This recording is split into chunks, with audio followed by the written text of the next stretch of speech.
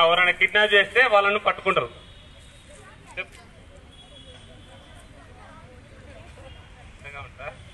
ప్రజలకు అండగా ఉంటారు.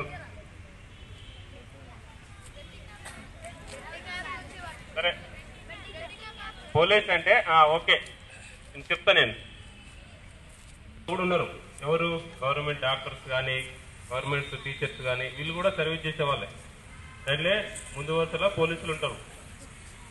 ఆ చట్టాన్ని ఇంకోటి లా అండ్ ఆర్డర్ మెయింటైన్ చేయడము పోలీసుల, ఎవరికి కొట్లాడలు జరగకుండా గొడవలు జరగకుండా పబ్లిక్ కి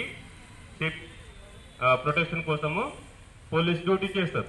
ఎవరైనా అలాంటి ఏమైనా లా అండ్ ఆర్డర్ ప్రాబ్లం చేసేవాళ్ళు, డిస్టర్బ్ చేసే వాళ్ళని అరెస్ట్ చేసి కోర్టుకు పంపిస్తారు. కోర్టు ద్వారా జైలుకి వెళ్తారు. ఇంకా ఏమైనా దొంగతనాలు చేసే వాళ్ళు ఉంటే ప్రాపర్టీ అఫెన్స్ కానీ, అంటే దొంగతనాలు కాకుండా చూసుకోవడం, దొంగతనం ఎవరైనా చేస్తే వాళ్ళని అరెస్ట్ చేయడము, ఇవి సెకండ్.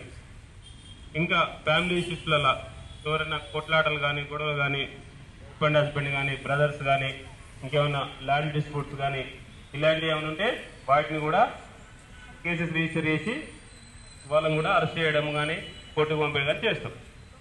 ఇదొకటి.